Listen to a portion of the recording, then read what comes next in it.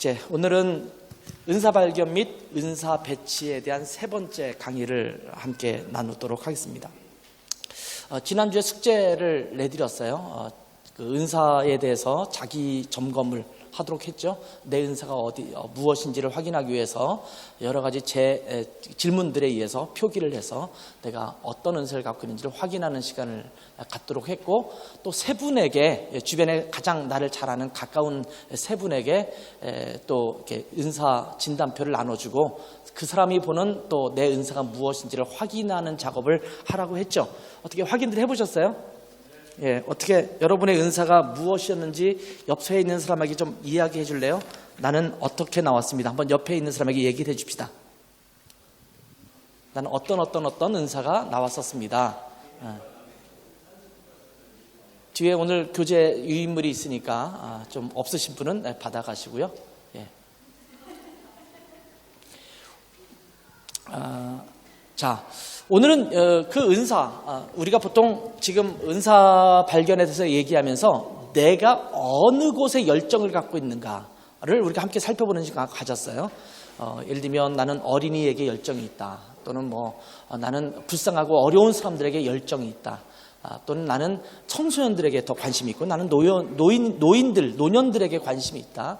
아니면 나는 홈리스 피플, 노숙자라든지 이런 사람들에게 관심이 있고 나는 특별히 기업인들 관심이 있다. 이렇게 해서 어떤 그 열정에 대한 것이 있어요. 열정에 대한 것은 내가 어느 곳에서 일할 것인가를 결정해 준다고 했죠. 그리고 이제 우리가 이어서 은사에 대해서 우리가 함께 살펴보았습니다. 은사는 내가 어떻게 섬길 것인가, 어떤 것을 가지고 섬길 것인가, 도구를 얘기한다고 그랬어요. 그래서 지난주에 은사에 대해서 우리가 함께 살펴보았고 여러분의 은사가 무엇인지를 확인하는 시간을 가졌습니다. 아마 명확해지는 시간이 아마 좀 있었을 거예요. 물론 어떤 분은 내게 이런 은사가 있었나 이렇게 생각하는 분도 있을지 모르는데, 그런 분 있으세요? 혹시 나는 전혀 예상치 못한 은사가 나에게 나왔다, 이런 분? 다 예상대로 나오셨어요? 예, 다행이네요. 당황하지 않으셨네. 예. 하여튼 내게 주어진 은사를 확인하고, 어떤 분은 정말 말 그대로 나는 이런 은사라고 생각지도 못했는데 이런 은사가 나왔네, 이런 분이 있어요. 근데 그분들은 자세히 한번 그 은사를 한번 살펴보세요. 그러면 어쩌면 내가 지금까지 몰랐는데 이런 은사가 내게 있었구나라고 새롭게 발견하는 그런 시간도 될 거예요. 자, 그러면서 오늘은 영적 은사에 대해서 이어서 또 이야기를 하는데, 오늘 5장 나는 무엇을 해야 되는가. 오늘은 여러분이 이제 내가 이런 은사를 갖고 있다는 것을 확인한 시간을 가졌잖아요, 지난주에. 그러면 특별히 내가 갖고 있는 그 은사가 어떤 것인가를 좀 더 명확하게 확인하는 시간입니다. 내가 예를 들면 가르치면서 그러면 보통 그냥 가르치면 된다고 생각하는데, 그러면 이 가르치는 은사를 어떻게 활용할 수 있을까? 어떤 것인가를 좀 더 깊이 있게 구체적으로 살펴보는 시간을 가질 겁니다. 그래서 오늘은 영적 은사를 더욱 분명하게 하는 것과, 또 여러분이 영적 은사를 활용할 때 일반적으로 주의해야 될 사항들이 있어요. 그 주의할 사항들을 함께 살펴보는 것이고, 또 여러분이 갖고 있는 주된 열정이 있고, 또 여러분이 갖고 있는 영적 은사가 있으면 그 영적 은사와 그 열정을 어떻게 연결시켜서 내가 사역에 더 들어갈 수 있는가를 확인하는 시간을 갖도록 하겠습니다. 자, 오늘 그 첫 번째 부분에 보면 영적 은사 참조 점검표라고 했는데, 여러분의 그 교재를 쭉 보면 그 다음 페이지부터 쭉 나와서 매번 페이지마다 은사들에 대해서 기록되어 있고, 그 은사가 도대체 무엇인가, 이것이 갖고 있는 특성이 무엇인가, 이 은사를 갖고 있는 사람들이 주의할 사항은 무엇인가, 이런 것들을 쭉 기록해 놓고 있거든요. 이런 부분들을 한번 보시고 여러분의 은사에 대해서 다 확인하면 좋겠습니다만, 여러분이 나는 이런 은사가 있다라고 결과적으로 나온 부분에 대해서 좀 더 구체적으로 살펴보시는 계기가 됐으면 좋겠어요. 그래서 첫 번째 이렇게 문장이 제시되어 있죠. 다음에 제시되는 영적 은사 참조 자료들 중에서 당신의 가장 주요한 영적 은사 부분을 찾아서 펴십시오. 예를 들면 지식의 은사가 있다 그러면 지식의 은사를 한번 찾아서 보시고, 또 뭐 예능의 은사가 있다 그러면 예능의 은사를 찾아보시고 이렇게 찾아보시는 거예요. 그리고 거기에 이제 네모가 앞에 표시되어 있어요. 특성에도 네모가 있고 또 그것에 대한 어떤 이런 은사를 갖고 있는 사람들은 하면서 이렇게 표시되어 있는 게 있고 또 이런 것들인데 거기 네모에다가 내가 이건 나한테 맞는 거다라고 하면 크로이치 이렇게 십자가를 이렇게 X표를 하세요. 해서 내가 한번 맞다 나는 여기에 이 은사가 나에게 맞는 거다라고 확인할 수도 있고요. 혹시 나는 이런 은사라고 생각되는데 전혀 여기 특성이 나는 맞지 않는다라고 하는 부분이 있으면 그 두 번째 여러분에게 나타난 은사가 있잖아요. 그 은사로 넘어가서 또 확인하시고 그렇게 한번 하시면서 그 여러분에게 어떤 게 더 잘 어울리는 은사인지를 확인하는 시간을 갖도록 하면 좋겠습니다. 그리고 이것은 그냥 여러분이 영적 은사를 좀 더 잘 이해하고 또 활용하도록 위해서 만들어진 것이 사실은 이런 점검표라든지 이런 거 가지고 나를 규정할 필요는 없어요. 교회 공동체 안에서 내 은사를 발견하는 게 더 중요하거든요. 그래서 여러분이 교회 공동체 안에서 여러분에게 당신은 이런 은사가 있는 것 같아요 라고 하는 부분도 여러분이 좀 더 여러분의 은사를 더 분명히 하는 데 도움이 될 것이라는 생각이 듭니다. 자, 먼저 이제 각 은사들에 대해서 우리가 한번 살펴보려고 해요. 왜냐하면 나는 이런 은사가 없지만 여기 나오는 이런 은사는 이런 특성이 있구나, 이런 부분을 좀 한번 아는 것이 중요하다고 생각하죠. 그래서 교회 안에서 다른 은사를 갖고 있는 사람들이 이런 분은 이런 부분이 있구나, 이런 특성이 있구나, 그 사람을 이해하는 데 도움이 될 거고 그분들이 사역하는 것을 이해하는 데도 도움이 되거든요.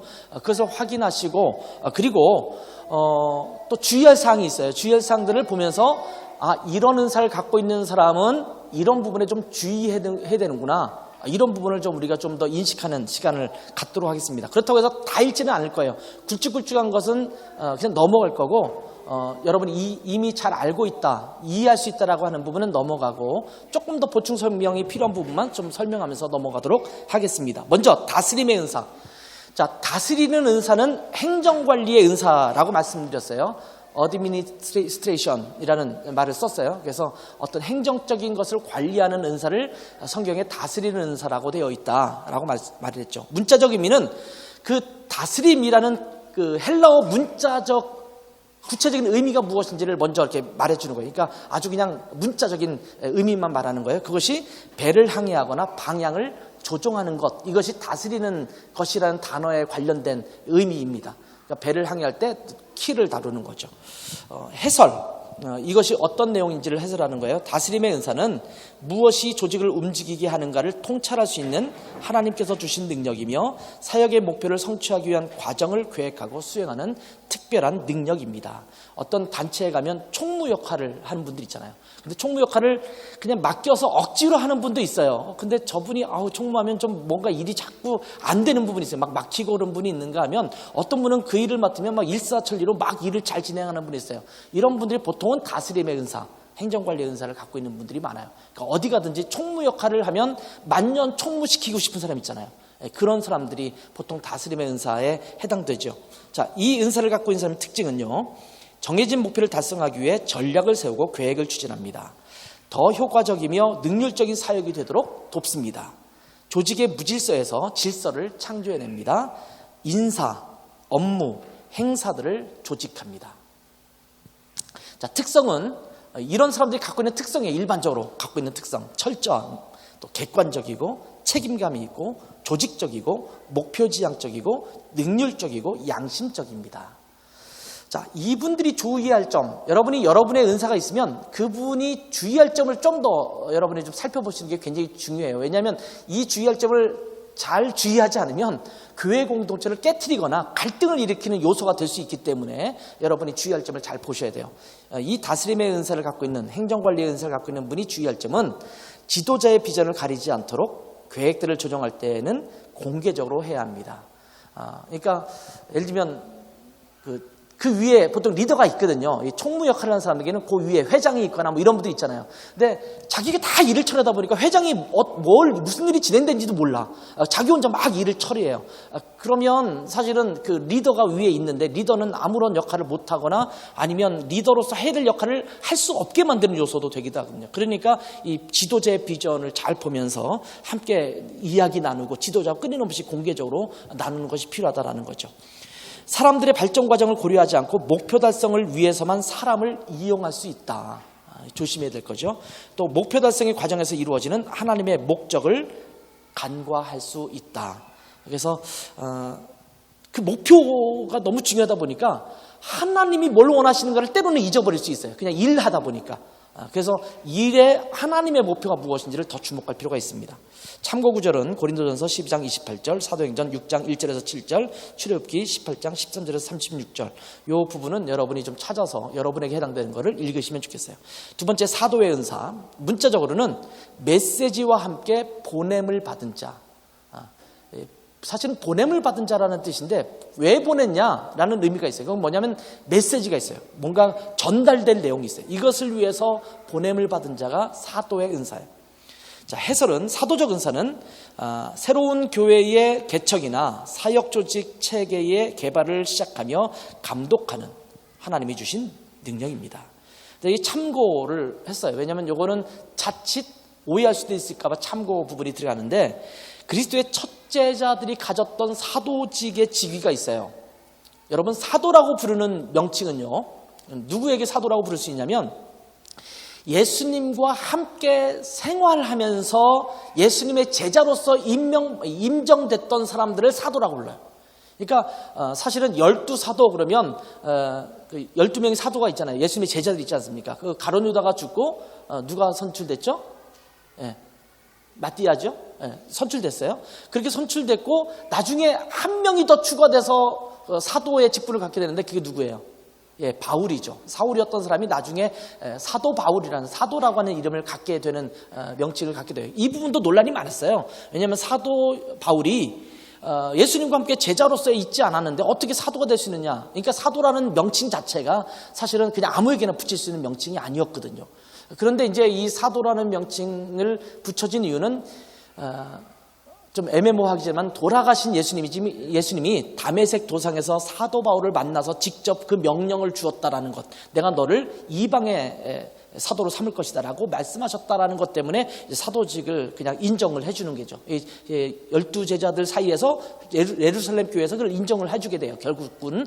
그래서 사도 바울까지가 사도예요. 사실은 그 이후에 사도직이 없습니다.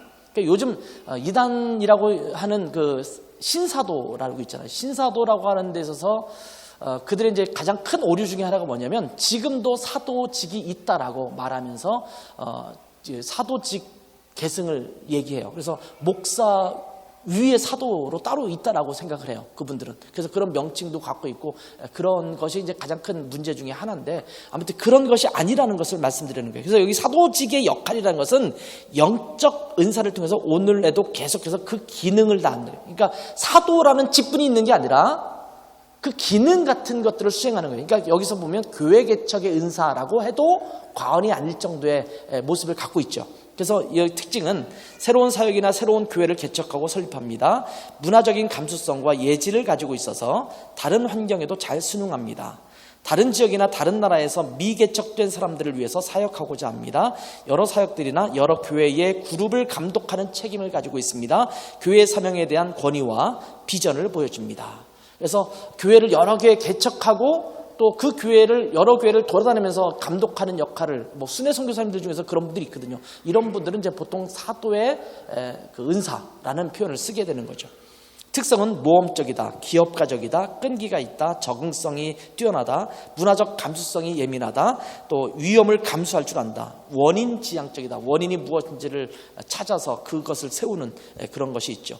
주의할 점은요, 지도자의 비전을 가리지 않도록 계획들을 조정할 때는 공개적으로 해야 된다. 역시 이 리더가 있단 말이에요. 사도는 사도로서 역할을 하고 리더가 따로 있을 때 그것을 지도자의 그 방해가 되지 않고 자기가 막 나서서 할 수 있지 않도록 함께 공유하고 그런 것들이 필요하다라는 거죠.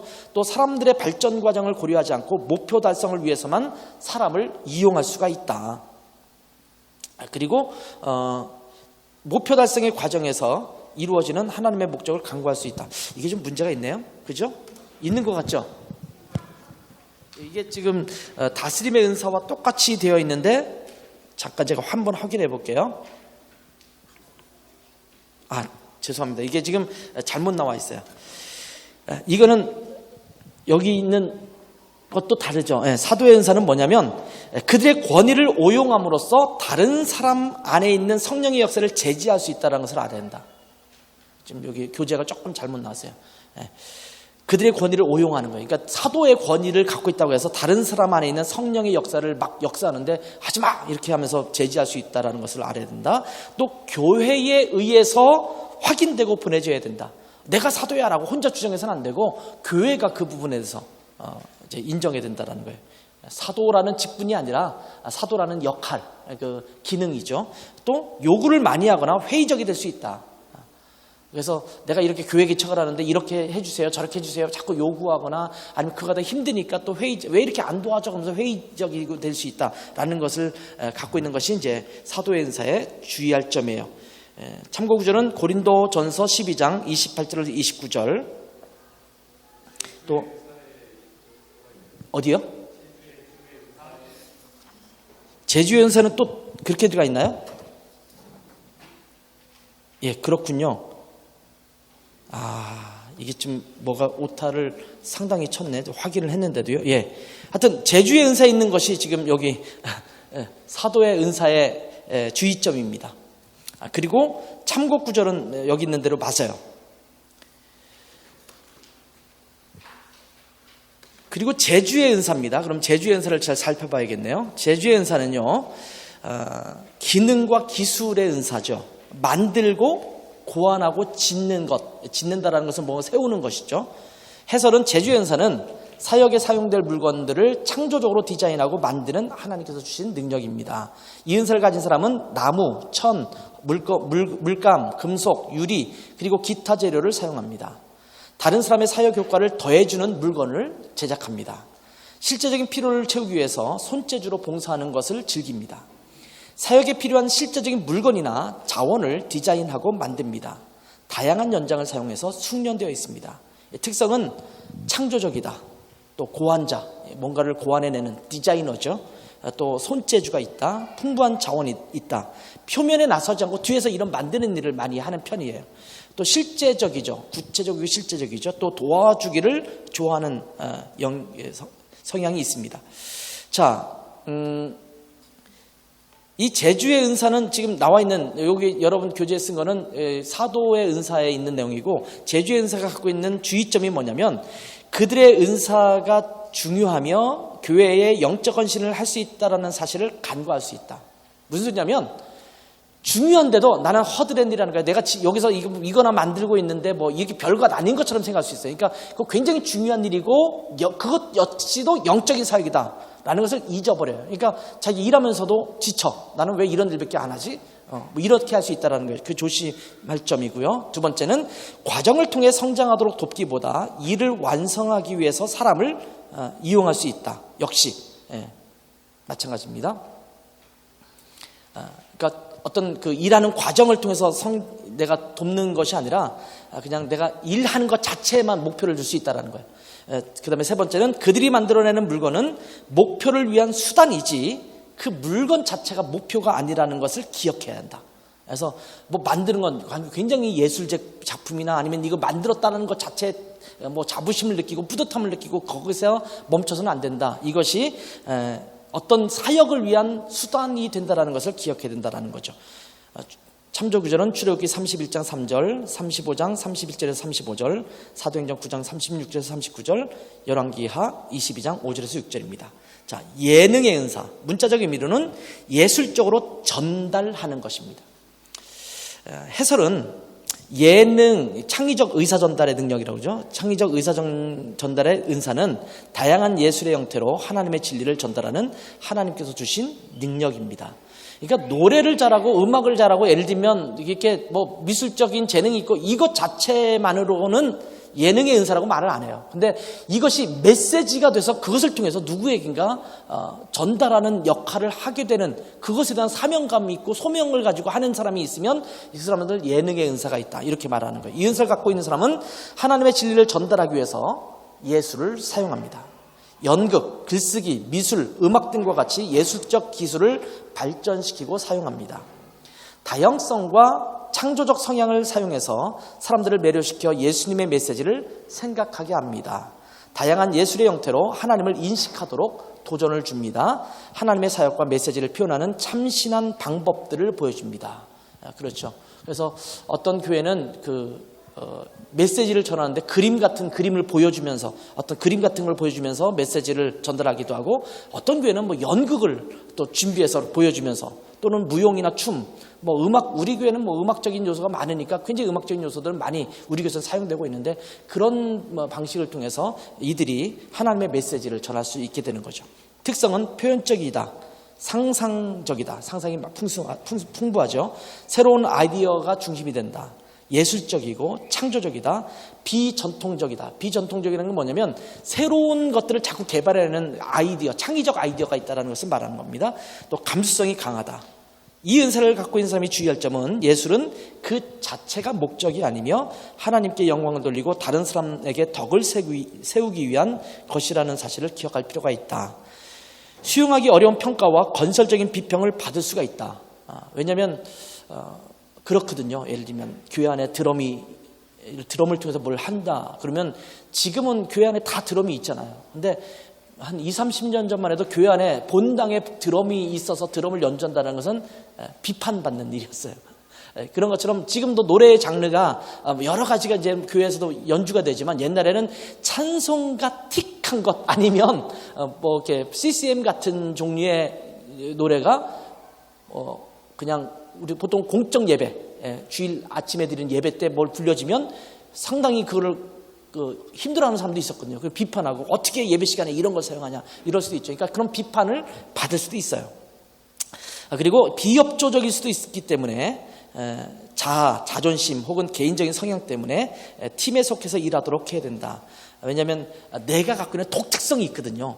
그렇기 때문에 비협조적일 수 있어요. 같이 일하는데 나는 이렇게 아니면 안 합니다, 이런 어떤 예술가적인 어떤 기질 같은 게 있을 수 있잖아요. 그러니까 그런 것들이 있기 때문에 팀을 이루어서 하는 것이 훨씬 더 효과적이다라는 것을 기억하는 겁니다. 참조 구절 시편 150편 3절에서 5절, 사무엘하 6장 14절 15절, 마가복음 4장 2절 그리고 33절입니다. 자, 영분별의 은사입니다. 영분별의 은사는 분리시키거나 구별하거나 차이점을 나타내는 것, 찾아내는 것. 분별의 은사는 진리와 잘못된 것을 구별하는 하나님께서 주신 능력이다. 영을 분별하고 선악과 또 옳고 그름을 구별할 줄 안다. 이 은사를 갖고 있는 사람들은 진리와 잘못된 것, 옳고 그름, 순수한 동기와 불순한 동기, 이런 것들을 비교적 쉽게 잘 구별해낼 수 있습니다. 다른 사람의 속임수를 정확하고 적절하게 찾아냅니다. 그러니까 이 영분별에 있는 사람들은요, 이런 것도 있어요. 본인도 몰라요. 예를 들면 본인이 속았어요. 본인이 속아서 그냥 거기에 빠져 있는데, 그걸 듣는 이 영분별의 은사를 갖고 있는 사람들은 그걸 알아내요. 이 사람 뭔가 틀린 말을 하고 있는데, 근데 본인은 그거 맞다고 자꾸 주장을 해요. 근데 틀린 말이에요. 그런데 본인 진짜 맞다고 생각하거든요. 근데 이 영분별에 있는 사람들은 그거를 찝어내고 찾아내고 분별할 줄 아는 능력이 있는 경우가 참 많습니다. 다른 사람들의 속임수를 해서 정확하게 찾아내는 거죠. 하나님의 말씀이라고 주장하는 말에 대한 정당성을 결정합니다. 하나님의 말씀이라면 아닌데, 이건 아닌 것 같은데, 이렇게 금방 눈치채기가 쉬운 분이죠. 가르침이나 예언적 메시지 혹은 해석에서 일관되지 않은 것들을 발견합니다. 그래서 이단의 분별이라든지 이런 것들을 금방 할 수 있는 영향력이 있죠. 또 악의 존재를 감지할 수 있다. 특성은 깨달음이 있고 통찰력이 있고 예민하고 또 본능적이에요. 그러니까 이것을 뭐 연구해서 하는 게 아니라 본능적으로 느끼는 거예요. 그리고 명확하고 도전적이고 진실합니다. 이 은사를 갖고 있는 사람들이 주의할 점은 자기 자신의 깨달음이나 느낌, 통찰을 표현하는 방법에 대해서 고민할 수 있습니다. 너무 원색적으로 표현하다 보면 듣는 사람이 거부감을 가질 수 있거든요. 그래서 뒤에 보면 다른 사람을 대할 때에 사랑으로 진리를 말하기보다 가혹하게 대답할 수 있습니다. 그러니까 너 이래! 라고 그냥 상대방에게 너는 잘못했어! 이 사탄아! 뭐 이런 식으로 표현하면 상대방이 그냥 훅 하고 들어오는 그것 때문에 그냥 녹다운 되죠. 그러니까 그 사람은 사랑으로 너가 보니까 기도해 보니까 이런 부분인데 이렇게 하면 어떻겠어? 라고 전달하는 게 아니라 그렇게 말하는 경우가 있거든요. 그러면 상대방이 굉장히 당황해하거나 상처받을 수가 있죠. 그렇기 때문에 말하기 전에 자기 자신의 깨달음을 확인할 필요가 있습니다. 내가 정말 깨달은 사실이 하나님께서 깨닫게 해주신 건가를 다시 한번 확인하는 작업이 필요하죠.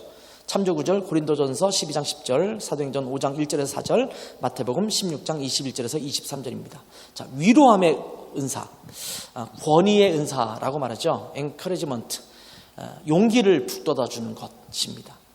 위로함의 은사, 권위의 은사는 신앙을 버렸거나 용기를 잃은 사람들을 강하게 하고 위로하고 행동을 촉진시키기 위해서 진리를 제시하는 하나님의 능력입니다. 자, 이 은사를 갖고 있는 사람들은 용기를 잃은 사람들을 강하게 하고 재확신시키기 위해서 그들을 찾아갑니다. 또 하나님의 약속 안에서 신뢰와 희망을 갖도록 도전하거나 위로하며 대처합니다. 성경적 진리를 적용하여 행동하도록 재촉합니다. 성장할 수 있도록 자극합니다. 하나님의 약속과 하나님의 뜻 안에서 확신을 가질 것을 강조합니다. 그러니까 이것은 그냥 단순하게 위로, 괜찮아 라고 말하는 게 아니라 말씀 안에서 위로를 찾는 은사를 갖고 있는 사람이에요. 특성은 긍정적이고 동기유발적이고 도전적이고 확언, 단언할 수 있는 그런 특성이 있고 재확인하고 지원적이고 신뢰한다. 지원적인 것은 뒤에서 이렇게 뒷받침해 주면서 밀어주는 거죠. 이 은사를 갖고 있는 사람들이 주의할 점은 때로는 지나치게 낙관적이거나 단순하며 아첨할 수도 있다. 너무 위로하려다 보니까 옳지 않은 것도 그냥 괜찮다라고 말할 수 있는 오류가 있을 수 있어요. 먼저 현재의 상황과 정말 필요한 것이 무엇인지를 이해할 시간을 가져야 한다. 무조건 위로하는 게 아니라 정말 이 사람을 위로하는 게 무엇인지를 찾아야 되는 거예요. 또 긍정적인 일만 말하고 필요에 따라 대처하기를 회피할 수 있다. 그래서 위로하려다 보니까 위로될 말만 하고 사실은 이 사람에게 좀 이렇게 건드려져야 될 부분이 있는데 그 부분은 말을 못하는 경우도 있거든요. 그런 부분들은 이제 다른 분이 가서 또 다른 은사를 갖고 있는 사람들이 보통 하는 경우가 있지만 공동체 안에서는 이런 부분에서는 조심할 필요가 있다는 거예요. 참고 구절 로마서 12장 8절, 사도행전 11장 22절에서 24절, 또 15장 30절에서 32절 말씀을 참조하시면 돼요. 전도의 은사, 복음 전도의 은사죠. 좋은 소식을 가져가는 것이라는 의미를 갖고 있고요. 전도의 은사는 불신자들에게 효과적으로 복음을 전하고 그들을 믿음으로 응답하게 하며 제자화시키는 데까지 나아가게 하는 하나님께서 주신 능력이다. 말씀드렸지만 누구나 전도를 해야 돼요. 근데 특별히 전도하는데 더 효과적인 전도 방법을 가지고 이 사람이 전도하면 웬만하면 전도가 쉽게 하는 분이 있거든요. 이런 분들이에요. 예수님의 메시지를 분명하고 확신하게 전합니다. 확신 있게 전합니다. 불신자들과 영적 문제를 이야기할 기회를 찾습니다. 불신자들을 믿게 해서 예수님께 전적으로 헌신하는 자들이 되도록 도전합니다. 개인의 필요와 연관시키기 위해서 복음 제시를 각색합니다. 그러니까 복음 전도를 위해서 복음 전도의 내용을 그 사람에게 잘 맞도록 이렇게 만들어서 더 이해시킨다라는 거예요. 불신자와의 관계를 이루어 나가는 기회를 찾습니다. 이게 불신자를 전도하기 위해서 자꾸 이제 관계를 더 갖게 되는 그런 사람이에요. 특성은 진지하고요, 솔직하고요, 존경받는 경우가 많고요, 영향력이 있고 영적이고 확신적이고 헌신지향적입니다. 이 은사를 갖고 있는 사람들은 주님을 영접하는 사람의 결정적인 동기는 성령님이시지 사람의 노력이 아니라는 것을 기억해야 합니다. 내가 전도에 은사가 있다. 그러니까 내가 전도하면 될 거야. 모든 은사가 그렇지만 그 일을 사용하시는 분은 하나님이시고 성령님이시지 내 노력으로 하는 게 아니다라는 것을 늘 기억해야 됩니다. 우리는 모두 증인이지만 모두가 다 복음 전도의 은사를 가진 자가 아니라는 것을 기억하고 다른 사람을 비판하지 않도록 해야 합니다. 대부분 은사를 갖고 있는 사람들이 내가 갖고 있는 은사를 너도 해야 된다라고 자꾸 강요하거나 강요하는 걸 넘어서서 이제는 비판하기도 해. 너는 왜 전도 안 해? 너도 나랑 똑같이 나가서 전도해야지. 뭐 이렇게 말하기가 쉽거든요. 그러지 말아야 된다는 거예요. 또 동일한 접근 방법이 모든 사람에게 적절한 것은 아니므로 주의 깊게 다른 사람들의 말에 귀를 기울일 필요가 있다. 그래서 이렇게 이 사람에게 통했다면 저 사람에게는 또 다른 방식이 통하는 거니까 그 부분을 좀 이해하라는 거죠. 참조 구절 에베소서 4장 11절, 사도행전 8장 26절에서 40절, 누가복음 19장 1절에서 10절. 믿음의 은사입니다. 믿음의 은사, 문자적인 의미는 신뢰한다, 확신을 가지는 거다, 믿는다, 이런 의미고요. 믿음의 은사는 하나님의 목적을 이루어나가시는 하나님의 능력에 대한 확신과 철저한 신앙으로 하나님의 약속을 따라 행하는 하나님께서 주신 능력입니다. 그러니까 믿음은 마음으로만 나 믿어 이렇게 하는 사람은 믿음의 은사가 아니에요. 믿음의 은사는 뭐냐면 믿기 때문에 그냥 나가는 거예요. 그게 믿음의 은사를 갖고 있는 사람이에요. 그래서 이 은사를 갖고 있는 사람들은 하나님의 약속을 믿고 다른 사람들도 그 약속을 믿도록 고무시킨다. 이 고무한다는 말은 이 춤추는 것과 북치는 거거든요. 한자어를 보면 북치고 춤추면서 다른 사람을 막 그렇게 일으키게 세우는 것, 다른 사람을 막 돋구는 것, 이런 걸 말할 때 고무한다라는 거예요. 그 다음에 장애를 극복시켜 주시는 하나님의 능력에 대한 전적인 확신을 가지고 행동합니다. 그래서 여리고성도 괜찮고 뭐 물고기 2마리, 뭐 보리떡 5개만 있어도 괜찮고 이런 것에 대한 믿음이 있는 사람들이죠. 하나님의 뜻과 약속에 대해 신뢰하는 태도를 보여주고요. 다른 사람들이 주저할 때에 그들이 전진해 나갈 수 있는 것은 예수님 때문이라는 근거를 사람들에게 자꾸 제시해 줄 줄 알고, 필요한 것을 하나님께 구하고 주실 것을 믿는 마음이 있죠. 이분들의 특성은 보통 이런 분들은 기도를 해요. 기도 없이 그냥 막 믿는 사람이 아니죠. 기도하면서, 또는 낙관적이에요. 막 좌절하고 맨날 그러지 않고 낙관적이고 신뢰함이 있고요. 확신이 있고요. 긍정적이고 고무적이고 희망적입니다. 잘 될 거라고 늘 말하는 분들이 많죠. 또 이 은사를 갖고 있는 사람이 주의할 점은 믿음을 따라 행해야 한다. 행동으로 움직여야 돼요. 합리적으로 이야기하고 계획을 세우는 것에 대해서 신앙이 부족하다라고 생각하면 안 됩니다. 믿음을 갖고 있는 사람들은 뭘 이렇게 해서 이렇게 합시다, 요거 이렇게 하면 될 것 같습니다, 이렇게 논리적으로 하면은 야, 믿음이 없어, 그냥 무조건 가야지, 이렇게 할 수가 있거든요. 그러면 안 된다라는 말이에요.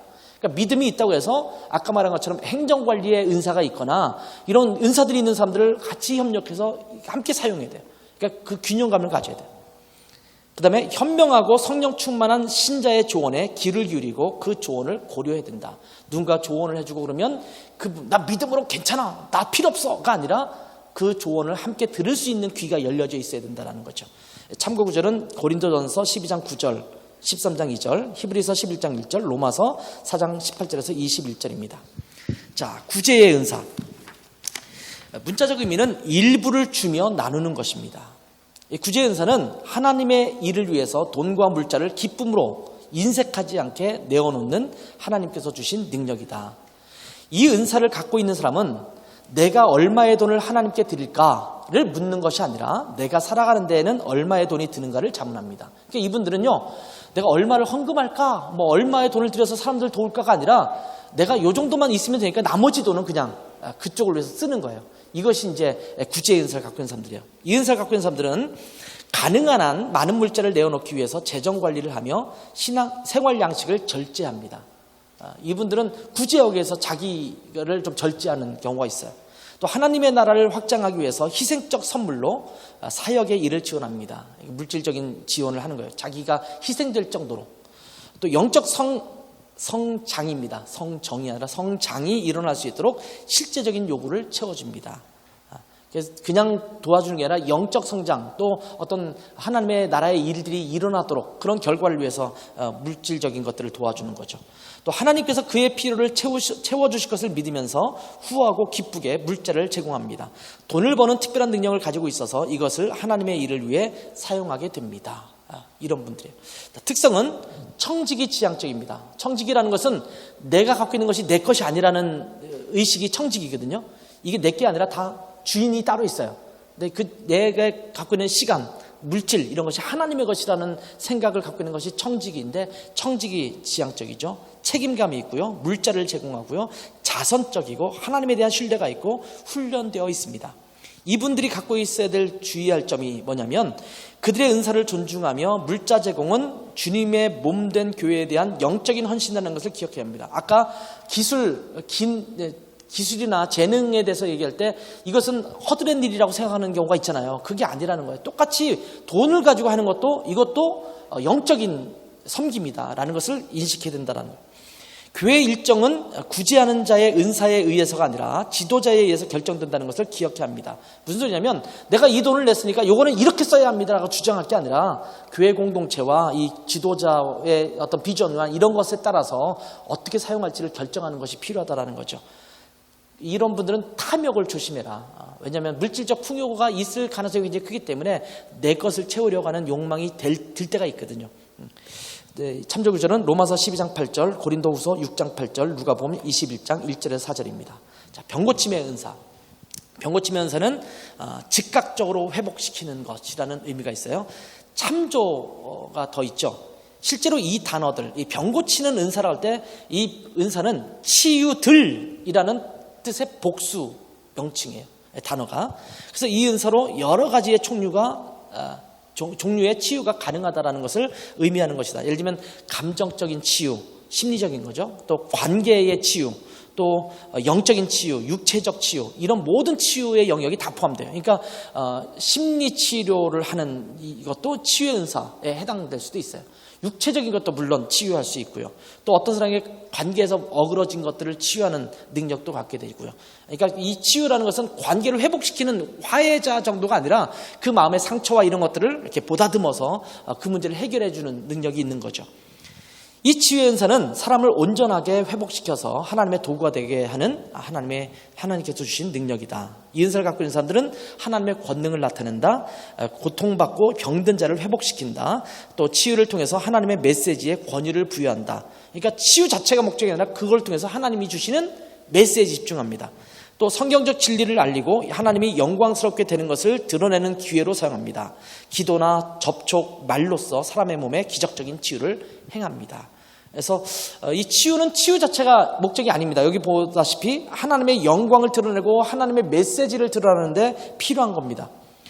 이분들의 특성은 동정적입니다. 그러니까 치유의 은사가 나타나는 분들에게 있어서 나타나는 또 하나의 마음이 있는데 굉장히 중요한 마음이에요. 성경에서도 자주 등장하는 그게 뭐냐면 동정하는 거예요. 그 사람을 불쌍히 여기는 마음이에요. 그러니까 그냥 너 병 들었어? 알았어, 내가 치유해줄게. 그냥 무덤덤한 게 아니라 그래? 어떡하니? 이런 동정하는 마음이 먼저 들어서 치유의 기도가 시작되죠. 하나님에 대한 신뢰가 있고요. 기도하는 사람이고요. 충만한 믿음이 있고 겸손하고 민감하고 순종적입니다. 이분들이 주의할 점은 치유의 은사를 갖고 있는 분들은 치료하기로 결정하는 것은 이 은사를 갖고 있는 사람의 믿음이나 치료받는 자의 믿음이 아니라 하나님께서 하신다는 것을 기억해라. 이 은사를 갖고 있는 분들이 자칫 나는 치유의 은사가 있어 누구든지 와 내가 치유해 줄게. 굉장히 위험할 수 있어요. 치유하신 분은 내가 아니에요. 그런데 은사일 뿐이에요. 하나님이 주신 거예요. 그러니까 하나님이 그 결정하는 거기 때문에 치유 안 됐네? 너 믿음이 없어서 그래. 이렇게 말해도 안 되는 거예요. 왜냐하면 하나님이 역사하시면 치유의 역사가 일어나는 거거든요. 그러니까 하나님이 그 일을 기뻐하시는가 기뻐하시지 않는가 그때 그 시간에 치유가 필요한가 안 필요한가가 더 중요한 것이지 이 치유의 은사를 사용하는 사람이나 받는 사람에는 두 번째라는 거예요. 그 뭐 전혀 관계없다라고 말할 수는 없죠. 믿음이 없이 막 치유를 행하거나 치유받는 사람도 뭐 믿음 없이 무조건 이렇게 하려고 하는 것은 아니겠지만 그건 두 번째 문제고 하나님이 주체자다. 또 하나님께서는 치유를 구하며 기도를 받는 모든 사람을 치유하시겠다라고 약속한 적이 없다. 무슨 소리냐면 모든 병주들을 치유 은사를 갖고 있는 사람을 통해서 치유하시겠다라고 약속하지 않았다는 거예요. 그 뒤에 보면 예수님께서도 세상에서 사역하실 때 병들고 고통받는 사람들 모두를 치유하시지는 않으셨다라는 것을 기억해야 한다. 그러니까 이 땅에 있는 모든 병든 사람이 다 치유 은사를 갖고 있는 사람들에게 와서 치유를 받을 수 있다면 병원 문 닫으면 되죠. 다 교회에 와서 치유 은사를 갖고 있는 사람들에게 치유를 받으면 되죠. 더 간단하잖아요. 돈도 안 들고. 근데 그렇지 않다라는 거예요. 하나님의 메시지와 하나님의 영광으로 해서 특별히 주어지는 은사라는 거예요. 참조 구절은 고린도전서 12장 9절, 28절, 30절, 사도행전 3장 1절에서 16절, 마가복음 2장 1절에서 12절입니다. 자, 돕는 은사, 이것은 섬김의 은사라고 말하기도 하는데요. 누구를 대신해서 하는 것이라는 말이에요. 어시스트 하는 거죠. 돕는 은사는 다른 사람의 필요를 덜어주거나 지원하거나 채워줌으로써 실질적으로 필요한 일을 수행하는 하나님께서 주신 능력이다. 이 은사를 갖고 있는 사람들은 다른 사람의 사역이나 은사를 위한 지원이 필요한 곳에 배후에서 봉사합니다. 사실은 어떤 큰 행사를 할 때는 이런 분들이 굉장히 많거든요. 뒤에서 막 봉사하는 사람들. 보통 예를 들면 코스타 같은 것을 하더라도 자원봉사자들이 눈에 안 보이는 것을 막 이 일 저 일을 하는 것을 통해서 이게 돌아가잖아요. 이제 이런 분들이 돕는 은사, 섬기는 은사죠. 실제적이고 또 실질적으로 해야 할 일을 찾으면서 또한 그것을 하는 것을 즐거워합니다. 일상적인 책임을 행하면서 만나는 하나님의 목적과 기뻐하심을 감지합니다. 그러니까 별것 아닌 걸 행하는데도 이게 일상의 하나님이 주신 기쁨이라고 생각해요. 또 영적 가치를 실질적인 봉사에 접목시킵니다. 일상적으로 행하는 그런 일들을 별것 아니라고 생각하지 않고 이것을 하나님께서 기뻐하신다라고 생각하면서 그 일을 하는 거예요. 또 하나님께 소명을 받아 일하는 사람들의 짐을 덜어주는 것을 즐거워합니다. 누가 일을 하는데 옆에서 그 일을 도와주는 것 자체로 내가 하나님의 일을 함께하고 있다라고 생각하는 거예요. 뭐 옛날에 제가 농담 삼아서 어떤 분들이 저한테 이런 말 한 분들이 있어요. 제가 어딘가 뭐 이렇게 세미나나 이렇게 가려고 할 때 한국에 있을 때 그러면 옆에서 목사님 제가 가방 모찌 할게요. 가방 모찌는 가방 들어주겠다라는, 가방 들고 따라가 다니겠다라는 거죠. 그런 분들이 있거든요. 이제 그런 분들은 뭐냐면 옆에서 하여튼 필요한 거든 다 도와줄 테니까 그냥 데리고 다니십시오. 이렇게 말하는 분들이죠. 근데 사실은 그러면 강의할 때 필요한 뭐 여러 가지를 챙겨주고 도와주고 또 강의하다가 뭔가 필요한 게 있으면 막 가서 가져다 주고 이러는 분들, 이런 분들이 그는 별것 아니에요. 근데 그런 분들이 뭐 그러면 형편없는 사람들이냐? 굉장히 탁월하신 분들인데 그런 부분에서는 또 자기의 영역 아닌 데서는 돕는 은사가 있어서, 섬김의 은사가 있어서 그런 일을 또 행하시는 거예요. 이제 그런 분들이 이제 이 돕는 은사가 있는 거죠. 특성이 유용한, 어베일러블한 거죠. 또 기꺼이 하는 것, 도움이 되고 믿을만하고 충성되고 기대할 만하고 일을 가리지 않습니다. 그러니까 잡일이라고 말하죠. 아무 일이나 하는 거예요. 그러니까 닥치는 대로 도와주는 거기 때문에 이게 도와줌이 필요하면 도와주고, 예를 들면 장례식 같은 게 있다 그러면 그냥 누가 부르지도 않은데 장례식 가가지고 뒤에서 뭐 뒤에 뒷정리 설거지도 해주고 또 여기서 쓰레기 있으면 쓰레기가 다 치워주고 막 그런 일만 하는 사람도 있어요. 교회 안에서. 이제 여기서는 장례를 할 일이 별로 없어서 그렇지만 한국에 같은 경우는 장례식이 종종 있잖아요. 그러면 그런 은사를 갖고 있는 집사님들은 부르지도 않았는데 항상 와서 그분들은 시키지도 않는데 그런 일만 하세요. 그러니까 굵직한 일은 안 해. 다 잡일. 근데 사실 굉장히 필요한 일들을 그분들이 하시죠. 자, 이분들이 갖고 있는 그 은사를 갖고 있는 분이 주의할 점은 그들의 은사를 존중해야 하며 이러한 실제적인 행동은 주님의 몸된 교회를 위한 영적 헌신이라는 것을 기억합니다. 아까도 말씀드렸지만 우리가 뭐 뭔가를 허드렛 일 같은 걸 하는 것처럼 여겨지면 자꾸 영적 은사라고 생각 안 해요. 뭐 물질을 헌신하는 것도 이건 뭐 그냥 물질이지 이렇게 생각해요. 그런 것 역시도 영적 헌신이다. 안 됩니다 라고 말하는 것이 어렵다라는 것을 알고 있으라. 이 소리는 뭐냐면요, 이런 분들의 특징이 거절을 잘 못해요. 그러니까 누가 도와달라고 하면 다 도와주다 보니까 정작 자기 일에 영향을 받을 수 있거든요. 이런 분들은 그 부분에 대한 지혜가 있어야 돼요. 그러니까 안 됩니다, 못해요 이렇게 말하는 것이 어렵기 때문에 내가 그걸 잘 못하는구나. 그러니까 어떻게 내가 이것을 잘 조율할 것인가를 배우셔야 돼요. 또 개인적인 일정보다 지도자의 일정에 우선순위를 두는 반응이 필요하다. 내가 그냥 하고 싶은 일만 하는 게 아니라 교회가 또는 이 지도자가 어떤 일을 행하기를 원하는 거에 맞춰서 그것을 따라가는 것들이 필요하다는 거죠. 왜냐하면 열심히 뭔가 뒷정리를 하고 막 하는데 필요한 일은 안 하고 좀 덜 필요한 것을 자꾸 하게 되면 그분이 열심히 수고한 것에 비해서 효과적인 결과는 안 나타날 수 있으니까. 참조구절은 고린도전서 12장 28절, 로마서 12장 7절, 사도행전 6장 1절에서 4절, 로마서 16장 1절 2절입니다. 그 다음에 대접하는 은사. 문자적 의미는요, 알지 못하는 사람을 사랑하는 거예요. 이제 보통 잘 아는 사람, 친한 사람 대접하는 건 누구나 할 수 있는 일인데, 요 대접하는 은사는 그냥 사람들, 교회에 있는 사람들 막 자주 집으로 초대한다 그런 의미가 아니에요. 요 분은 모르는 사람인데 또 낯선 사람인데 별로 큰 관계가 없는데 그분들이 오면 기꺼이 그래요 괜찮습니다 라고 받아주는 그런 은사거든요. 이 대접하는 은사는 사람들에게 친교와 음식, 잠자리를 제공하며 보살피는 하나님께서 주신 능력이다. 이 은사를 갖고 있는 사람은 사람들이 가치 있고 관심을 받고 있다고 느낄 수 있는 환경을 제공해 줍니다. 이분들을 만나면 내가 굉장히 대접받고 있다는 것을 느껴요. 새로운 사람을 만나도 그들이 환영받는다라는 느낌을 갖도록 돕습니다. 관계가 발전할 수 있는 안전하고 편안한 환경을 만들어주는 능력이 있어요. 또 의미 있는 관계가 이루어지도록 사람들을 연결시켜주는 방법을 찾습니다. 그래서 이런 은사를 갖고 있는 사람들은 자꾸 여러분에게 전화해서 누가 가는데 근데 정말 모르는 사람이에요. 근데 정말 별로 관계도 없고 연결시켜주지 않아도 되는데 꼭 연결시켜주는 분이 있어요. 이런 분들은 주로 이런 은사가 있어서 그런 분들이에요. 또 친숙하지 않은 환경에서도 사람들을 편안하게 해주는 분들이에요.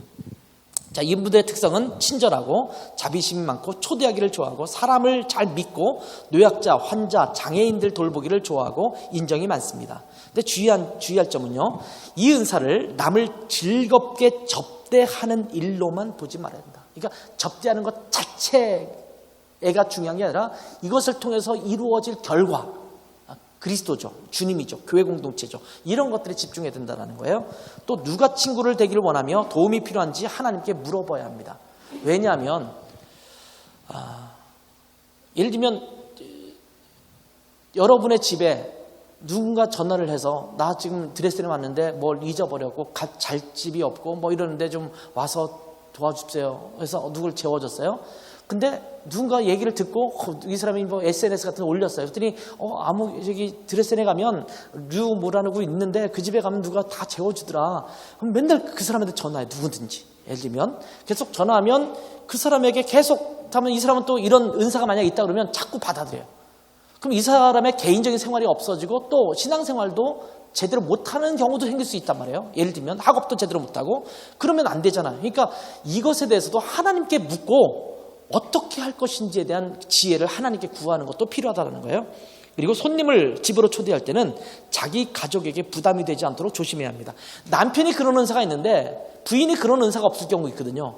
그러면 정말 힘들어요. 남편은 계속 멋모르는 사람을 데리고 와요. 근데 부인도 그런 은사가 좀 요만큼이라도 있어서 그럴 수 있으면 되는데 부인은 막 허구한 날 낯선 사람이 와서 우리 집에서 맨날 자고 밥 먹고 그렇게 가야 된다고 치면 굉장히 힘들죠. 그러니까 가족이 있거나 나와 함께 있는 사람이 있으면 그분들에 대한 배려가 필요하다는 거예요. 참조구절은 베드로전서 4장 9절 10절, 로마서 12장 13절, 히브리서 13장 1절 2절입니다. 자, 도고의 은사, 중보기도의 은사죠. 문자적 의미는 다른 사람을 위해서 간청하고 중보하는 거고요. 도고, 중보기도의 은사는 빈번하고도 뚜렷한 기도의 결과들을 보면서 다른 사람들을 대신하거나 위해서 끊임없이 기도하는 하나님께서 주신 신성한 능력입니다. 여러분이 그리스도인으로서 기도는 다 할 거예요. 근데 누군가 기도 제목을 부탁하면 그 기도 제목을 부탁받은 것에 대해서 부담을 굉장히 많이 느끼는 사람이 있어요.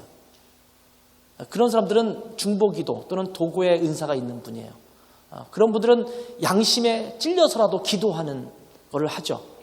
저도 내가 기도해 줄게라는 말을 아무에게나 막 하지는 않습니다. 왜냐하면 기도해 줄게라고 말하면 저도 기도 안 하는 거는 막 양심에 찔려요. 그래서 기도할게라고 말하면 한 번은 최소한 한 번은 기도해요. 최소한 한 번은 기도해요. 근데 어떤 분이 만약 이런 것들을 위해서 저 아프니까 좀 기도해 주세요. 만약 그렇게 해서 내가 알았어요. 기도할게요. 라고 하면 그런 분들은 보통은 좀 계속 그 기도할 때마다 거의 매일 그 사람의 이름이 들어가서 어떤 때는 의무감처럼이라도 기도를 해요. 이름이라도 열거하더라도. 오늘 그냥 아침마다 기도할 때요. 제가 어떤 때는 요즘 아픈 사람이 너무 많아가지고 우리 명단이 많거든요. 제가 그러면 다 이름을 말하는 것도 힘들어요. 뭐 보면서 하는 건 아니기 때문에 막 그래서 어떤 때 잊어버리면 또 다시 또 그 사람 빼먹었네요. 그러면서 이름 한번 더 불러가면서 기도하고 그런 어떤 부담감이 있거든요. 누군가 기도해달라고 그러면 기도해주고 그런 것도 있거든요. 그래서 어떤 목사님은 자기를 위해서 기도해달래요. 매일 기도할 거야 안 할 거예요. 내가 기도할게요. 뭐 왜냐면 억지로 왜냐면 하라고 그러니까 막 좀 해줘요. 저도 막 그래서 그분은 지금 계속 기도하고 있어요. 그분과 그분의 교회를 위해서. 참 그런 그 부담을 갖고 있는 게 있죠. 그래서 이런 그 기도에 대한 것이 있죠. 기도할 수 않을 수 없는 의무감. 또 그래서 어떤 사람이나 어떤 이유가 있으면 부담을 계속 가져요. 또 감당해야 될 영적 전쟁을 매일 깨닫고 기도합니다. 안 그러면 마치 내가 기도하면 저 사람 죽을 것 같아. 그러니까 병이 안 날 것 같아. 막 이런 부담감이 있는 거죠. 또 하나님께서 기도하는 사람에게 곧바로 응답하신다고 확신한다. 응답할 거다라는 응답의 확신에 있어요. 또 이해가 되든 되지 않든 성령의 인도를 따라서 기도해요. 어떤 때는 내가 이걸 왜 기도해야 되지? 라고 할 때도 기도를 하게 해요. 또 적절한 권위와 능력을 발휘해서 그들이 봉사할 수 있는 자질을 개발시켜 줍니다. 그들이 기도하는 사람들이 어떻게 할 수 있는지를 잘 개발시켜 주죠. 특성은 간구, 기도하죠. 또 보살핌, 성실하고 평화주의자고 신뢰하는 마음이 있고 짐을 함께 나누어지는 마음이 있고 영적 민감성이 있습니다. 이 은사를 갖고 있는 사람들은 그들의 은사가 가치 없는 것이라는 생각을 버리고 다른 사람을 위한 중보기도는 그들의 사역이며 주님의 몸된 교회를 위한 영적 헌신이라는 것을 기억해야 된다. 저를 위해서 기도하는 분들이 있거든요. 한국에서도. 그분들 때문에 제가 이렇게 버티고 살고 있다고 저는 믿어요. 또 여러분을 위해서 기도하는 여러분의 부모님이든 가족이든 또 그런 분들이 있을 수 있죠. 또 뭐 셀 모임에서, 우리 모임에서, 아니면 또 어떤 독자적인 기도 모임들이나 이런 모임에서 기도하는 그 기도를 통해서 어떤 사람인가 계속 유지되고 있는 거예요. 삶이. 그런 것들을 위해서 기도하는 것이 필요하죠. 그래서 계속적으로 영적 헌신이라는 생각을 가져라. 또 기도를 책임감을 채우기 위한 도피의 수단으로 사용하지 말아야 된다. 나 기도했어 라고 말해주기 위한 것이 돼서는 안 된다. 그러니까 의무감으로 하지 말아라는 거죠. 때때로 긴 기도 시간과 하나님과의 영적 친교로 인해 갖게 되는 당신보다 내가 거룩해, 더 거룩해 라는 태도를 버려야 된다. 무슨 소리냐면 기도를 많이 하는 분들이 특별히 나 기도 몇 시간 하는지 알아? 기도는 이 정도 해야지. 좀 기도 좀 해봐. 뭐 이러면서 나는 기도하는 사람이야. 너는 왜 기도 안 해? 그래서 나는 영적으로 거룩하고 당신은 기도를 좀 덜 하니까 그렇지 못하다라고 하는 교만을 갖기가 참 쉽습니다. 기도를 많이 하시는 분일수록. 그러니까 그런 교만감을 버려야 된다는 거죠. 참조구절은 로마서 8장 26절 27절, 요한복음 17장 9절에서 26절, 디모데전서 2장 1절 2절, 골로새서 1장 9절에서 12절입니다. 통역의 은사. 문자적으로 번역하고 통역한다라는 거고요. 통역의 은사는 방언하는 사람의 메시지를 교회에 알리는 하나님께서 주신 능력이다. 우리 교회에 있는 통역위원회, 뭐 이래서 설교를 독일어나 영어로 통역하는 것, 이런 것은 통역의 은사가 아닙니다. 그냥 배워서 아는 거예요. 물론 그런 것 더 언어적인 능력이 더 있는 거지만 은사라고 보기는 어려워요. 이 은사를 갖고 있는 사람들은 방언의 메시지에 응답하는 거예요. 통역을 통해서. 그러니까 방언과 관련된 것이 통역의 은사입니다. 이 기적적인 증거를 통해서 하나님의 능력을 나타내고 하나님을 영화롭게 합니다. 하나님께로부터 오는 때에 알맞는 메시지를 통역함으로 교회의 덕을 세우고요. 배우지 않은 언어를 이해하며 그 메시지를 교회에 전합니다. 교회를 위한 방언을 통역할 때 예언적이 될 경우가 있습니다.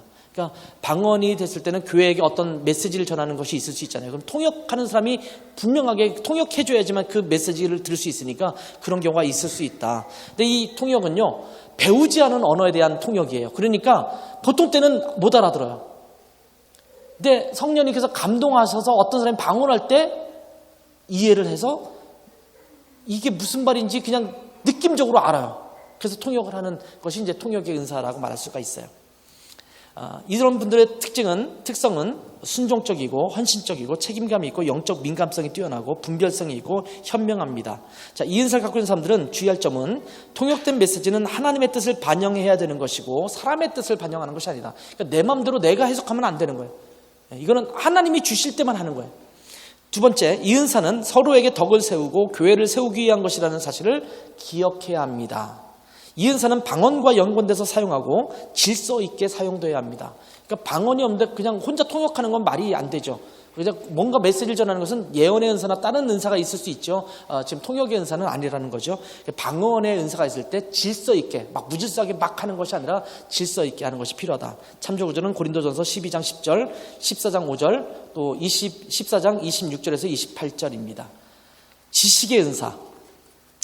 지식은 아는 것이라는 의미가 있고, 지식의 은사는 계시나 성경적 통찰을 통해서 교회의 진리를 전하는 하나님께서 주신 신성한 능력입니다. 이 지식은 학교 공부하는 데 있어서 지식을 많이 습득하고 정보를 많이 습득하는 그런 의미를 말하지 않습니다. 성경적인 계시나 성경적 통찰에 대해서 많이 아는 것을 말하는 거예요. 이 은사를 갖고 있는 사람들은 그들이 교회에 더 잘 봉사하는 진리를 받습니다. 그 진리에 대해서 깨닫습니다. 그리고 통찰과 이해와 진리를 찾기 위해서 성경을 탐구하는 역할을 많이 해요. 또 교회에 기여할 수 있는 비범한 통찰력과 이해력이 있고요. 그러니까 말씀을 읽으면 그것이 교회를 위해서 어떻게 내가 할 것인지를 통찰력과 이해력을 가지고 사용하게 되고, 가르침이나 실제적 쓰임을 위한 정보들을 정리해요.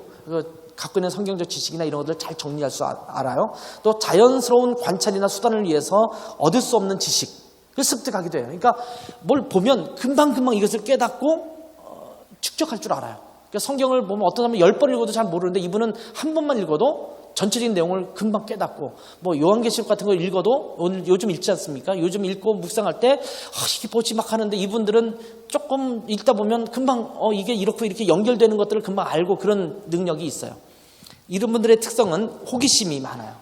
그리고 이해가 빠르고 관찰력이 좋고 통찰력이 좋고 숙고, 이거 뭐 깊이 생각해요. 어떤 부분을. 또 학구적이고 진실합니다. 근데 이 은사를 갖고 있는 사람들이 조심할 점, 주의할 점은요, 자만심을 유발하지 않도록. 아는 것은 잘난 척하기 쉽거든요. 너 이것도 몰라? 이런 거 있잖아요. 뭐 음식할 때도 음식을 잘 만드는 사람들은 왜 이거 못 만들어? 이러잖아요. 이게 잘난 척. 그런 거잖아요. 그러니까 뭐 뭘 만들 때도 난 이거 잘 만들면 못 만들면 또 이거죠. 그러니까 이게 아는 것은 무조건 잘난 척하기가 쉬운 부분이에요. 그러니까 교만하기가 쉽습니다. 조심해야 되는 거예요. 교회의 지식의 말씀을 전할 때 이것이 그의 것이 아니라 하나님의 메시지라는 것을 알아야 된다. 내가 잘 깨달아서 내가 하는 거야가 아니라 하나님이 깨닫게 하시고 전달한다라는 메시지라는 것을 알아야 돼요. 지식을 더하면 고통도 더한다.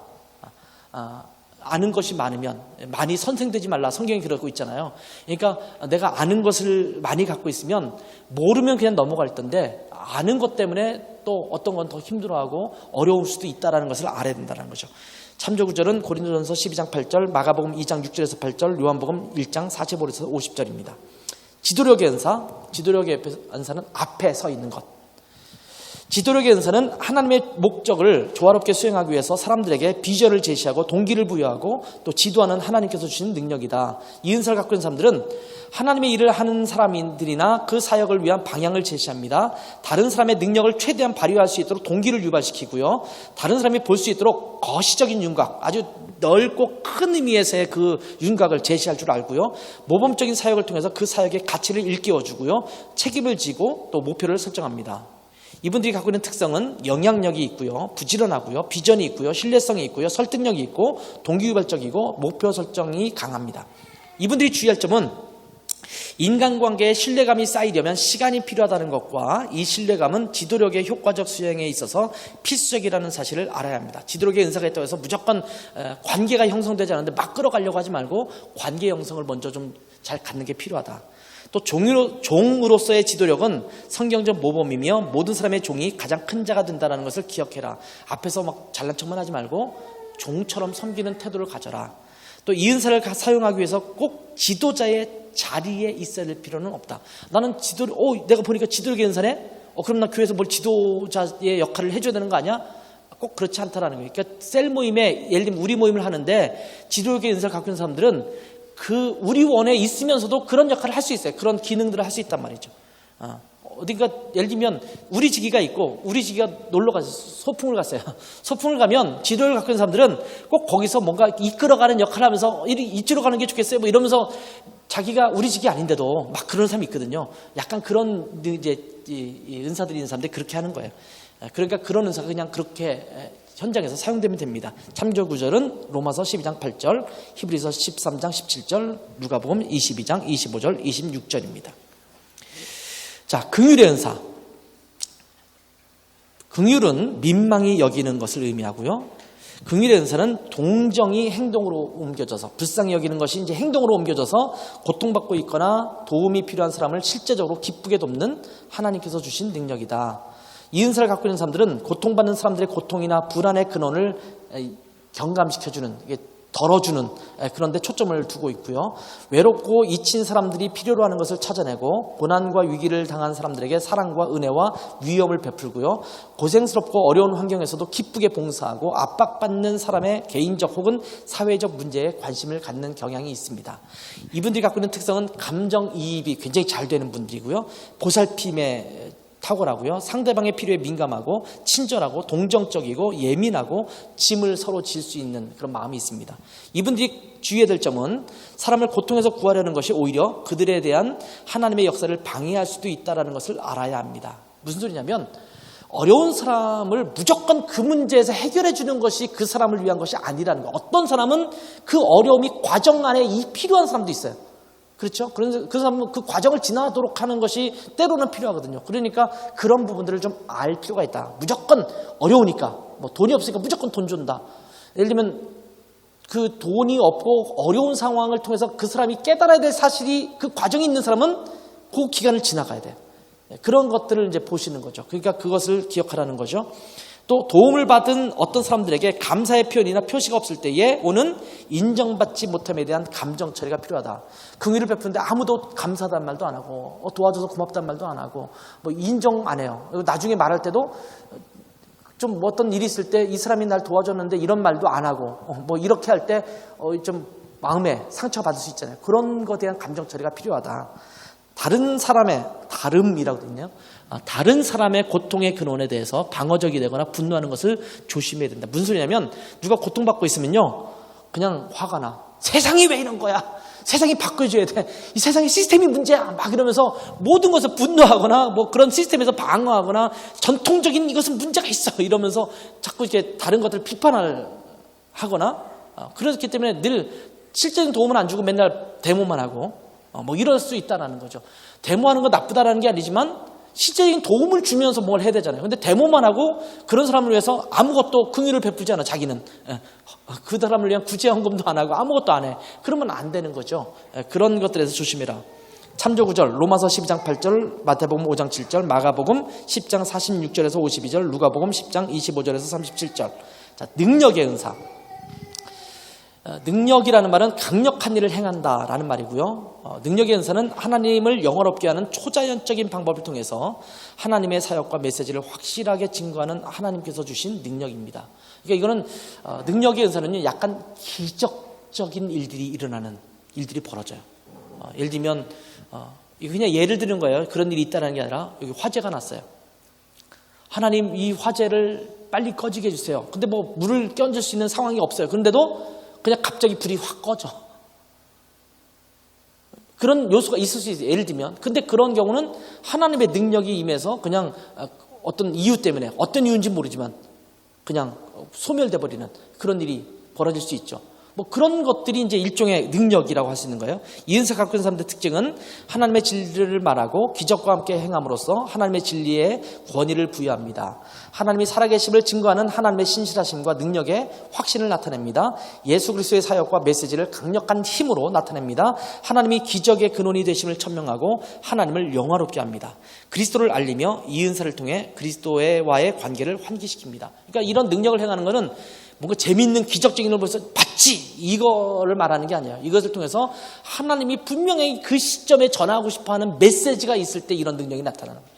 그러니까 이것이 그냥 쇼로 재미있게 그다음에 어쩌면 능력을 행하는 나 자신에게 초점을 맞추는 것이 되면 이거는 벌써 잘못 사용되는 것이고 하나님께서 그 은사 사용이 원하지 않으세요. 이런 사람의 특성은 담대하고요, 모험적이고 권위주의 쪽이죠. 또 하나님을 경외하고 확신하는 마음이 있고 또 기도를 많이 하는 편입니다. 주의점, 이 은사를 갖고 있는 사람들은 기적은 믿음에서만 기인하는 것이 아니라는 것을 기억해라. 무슨 소리냐면 기적은 때때로 일어나기도 해요. 주변에서. 그러니까 반드시 믿음으로만 일어나는 게 아니기 때문에 너무 자만하지 말라는 의미에서 지금 이 얘기하는 거예요. 하나님은 자신이 역사하시는 때와 장소를 스스로 결정하신다는 것을 기억함으로써 이 은사를 사용하는 것을 개인의 책임으로 보지 말아야 된다. 그러니까 능력이 행해지는 것이 내가 결정하는 게 아니에요. 하나님이 하시는 거예요. 그러니까 때로는 하나님이 안 하실 수 있어요. 내가 원하지만. 그리고 내가 원하지 않는데도 불구하고 나를 통해서 그냥 어떤 일들을 행하실 수 있어요. 그러니까 나는 별거 상관없는데 뭔가 벽을 짚었는데 예를 들면 뭐 그런 제출을 했는데 어떤 능력이 나타나거나 그럴 수도 있는 거죠. 그러니까 그런 것들이 하나님의 때에 하나님의 방법으로 일어나는 것이라는 것을 기억해야 됩니다. 이기적인 목적을 위해서 주님의 현존과 능력을 요구하고 싶은 유혹을 다스려야 될 필요가 있습니다. 무슨 소리냐면 나를 좀 대단하게 사람들에게 보이기 위해서 나 영적으로 대단한 사람이야. 하나님이 나를 이렇게 쓰셔. 예를 들면 그런 것들을 좀 보여주기 위해서 그렇게 사용할 때 이것은 문제가 있다. 그러니까 그런 유혹이 찾아올 때 아까 뭐 병 고치는 은사나 좀 겉으로 확 드러나는 은사일 경우는 그런 유혹들이 많거든요. 그런 유혹에 여러분이 조심해야 됩니다. 참조구절은 고린도전서 12장 10절, 28절, 29절, 요한복음 2장 1절에서 11절, 누가복음 5장 1절에서 11절입니다. 자, 예언의 은사. 예언의 은사는 미리 말하는 것이 예언이라는 말이에요. 예언의 은사는 이해, 바르게 함, 회개 혹은 덕을 세우기 위해서 진리를 드러내고 적절한 방법으로 진리를 선언하는 하나님께서 주신 신성한 능력이다. 그러니까 예언의 은사의 기본적인 것은 뭐냐면요, 사람들에게 말씀을 전해서 그 사람이 바르게 돌이키도록 하는 것에 원초적인 초점이 있어요. 이것이 1차적인 초점입니다. 즉각적이고 미래적인 예언이 있어요. 지금 당장 일어나는 것 또는 미래에 일어나는 예언도 있을 수 있는데 앞일이 일어나는 것들을 얘기할 때 이 부분은 앞에 무슨 어떤 특정한 사건이나 이것이 일어날 거다라는 의미가 아닙니다. 회개와 하나님의 심판 또 하나님의 일하심에 대한 메시지예요. 그러니까 예언을 우리가 내일 물 조심해, 내일 물 잘못하면 물 조심하지 않으면 물에 빠질 수도 있어, 이런 식의 예언이 아니라는 거예요. 그러니까 무당이 말하는 예언이나 그런 의미가 아니라 하나님의 말씀을 통해서 그 사람이 하나님 앞에 돌이키지 않으면 또 하나님 앞에 제대로 있을 때 분명히 그들에게 다가갈 하나님의 능력과 메시지를 전하는 것, 이것이 예언의 은사입니다. 이 은사를 갖고 있는 사람들은 화합이라는 목적을 위해서, 화합이라는 것은 뭐냐면 함께 하나가 되도록 하는 것, 하나님과 하나가 되고 성도들이 하나가 되는 것을 위해서 다른 사람의 죄나 속임수를 밝히 드러냅니다. 그러니까 무슨 소리냐면 죄나 속임수를 드러내는 것이 이 사람을 상처 주기 위해서 아니면 이 사람을 이렇게 떼어내기 위해서가 아니라 하나로 만들기 위해서 전하는 메시지예요. 돌이키도록 하기 위해서, 확신과 회개와 덕을 세우기 위해서 적합한 하나님의 말씀을 이야기합니다. 다른 사람들이 간구하는 진리를 꿰뚫어 보면서 여기에 반응하도록 다른 사람들에게 도전을 줍니다. 회개가 없는 곳에는 하나님의 즉각적인 혹은 미래에 있을 하나님의 심판을 경고합니다. 하나님의 마음을 경험을 통해서 이해합니다. 이것이 이제 예언을 갖고 있는 사람의 특징이에요. 이분들이 갖고 있는 특성은 분별력이 있고요. 촉구하는 마음이 있어요. 이렇게 하면 안 돼요. 빨리 돌아오세요. 이런 촉구하는 거죠. 타협하지 않고요. 솔직하고 직설적으로 말합니다. 권위적입니다. 또 책망, 죄를 깨닫게 해서 책망하는 역할을 하죠. 직면, 어떤 일들을 그냥 맞대면하는 그런, 회피하지 않고 그런 성향이 강하죠. 이분들이 갖고 있는 은사를 갖고 있으면서 주의할 점은 사랑과 동정으로 말하지 않으면 듣는 사람들이 메시지를 받아들이지 않을 수 있다는 것을 알아야 합니다. 무슨 소리냐면 당신 긍휼히 여기는 마음으로, 불쌍히 여기는 마음으로 당신 돌이켜야 합니다, 이렇게 전해야 되는데 막 화내듯이 너 이러면 안 돼, 너 나쁜 사람이야, 이렇게 말하듯이 이런 메시지를 전하는 것은 아니다라는 거예요. 그 사람이 돌이키는 것을 원한다면 그렇게 전하면 안 되겠죠. 사랑과 동정이 필요하죠. 또 자존심을 피해야 합니다. 자존심은 성령께 강요하거나 성령을 낙담시킴으로써 이 은사를 해방할 수 있습니다. 그러니까 자존심이라는 것은 내가 메시지를 전하는 것에 대한 자존심이에요. 이것을 듣지 않으면 막 자존심 상해하고 내가 한 것들이 잘 이루어지지 않을 것 같다고 그러거나 그러면 굉장히 자존심 상하고 그러서는 안 되는 거예요. 자기에게 초점이 맞춰지면 안 된다는 거죠. 또 이 각 예언은 성경 자체와 그 말씀에 대한 바른 해석의 뒷받침을 받아야 된다는 것을 기억해라. 그러니까 말씀과, 하나님의 말씀과 전혀 관계없는 예언이라는 건 있을 수 없다. 그러니까 하나님의 말씀의 해석과 이 말씀에 근거하는 것이 메시지가 되어야 된다는 거죠. 참조구절은 로마서 12장 6절, 고린도전서 12장 10절, 28절, 13장 2절, 베드로후서 1장 19절에서 21절입니다. 목사의 은사. 목사의 은사는 목자의 은사라고 부를 수도 있어요. 양떼를 보호하고 기른다라는 의미입니다. 이 목자의 은사는 지속적인 영적 성장과 예수님을 닮게 하기 위해서 사람들을 양육하고 보살피며 지도하는 하나님께서 주신 능력입니다. 예를 들면 저는 목사잖아요. 그러니까 목사로서 목사의 은사가 있을 수 있는데, 예를 들면 우리 교회는 우리 모임이 있죠. 우리원들이 있고 우리원들을 돌보는 역할을 하는 사람이 우리직이잖아요. 그러니까 우리직이들은 목자의 은사를 가지고 그 일을 할 수도 있어요. 목자의 은사가 없는데도 우리직이 할 수도 있어요. 근데 목자의 은사를 가지고 또 우리직을 할 수가 있죠. 자, 이 은사를 갖고 있는 사람의 특징은 하나님과 동행하는 삶에 있어서 전 인격을 양육하는 책임을 집니다. 하나님의 백성의 그룹을 인도하고 감독합니다. 최선을 다해 헌신하고 예수님을 따르는 것이 어떤 것인가를 삶을 통해서 모범을 보입니다. 오랜 시간의 인간관계를 통해서 신뢰와 확신을 심어줍니다. 감당할 수 있는 테두리 안에서 사람들을 지도하고 보호합니다. 이분들이 갖고 있는 특성은 영향력이 있고요. 양육하는 것을 잘하고요. 인도하는 것을 잘하고요. 훈련을 잘 시키고요. 사람들을 보호하는 또는 사람들을 지원해주는, 그리고 관계를 잘 유지하는 그런 특성이 있습니다.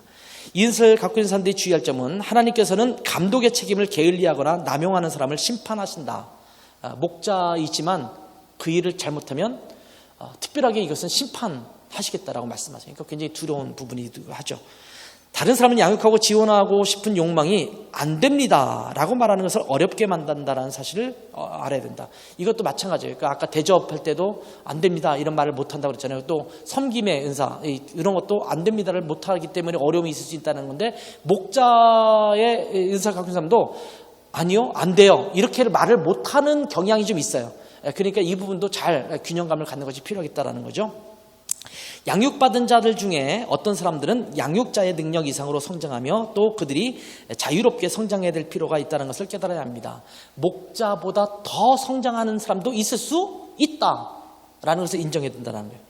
참조 구절은 에베소 4장 11절 12절, 베드로전서 5장 1절에서 4절, 요한복음 10장 1절에서 18절입니다. 자, 가르침의 은사, 교사의 은사이기도 하죠. 가르치는 것이라는 의미가 있고, 가르침의 은사는 듣는 사람들의 삶이 더욱 더 예수님을 닮은 위대한 모습이 될 수 있도록 하나님의 말씀을 이해하고 명확하게 설명하며 적용시키는 하나님께서 주신 능력입니다.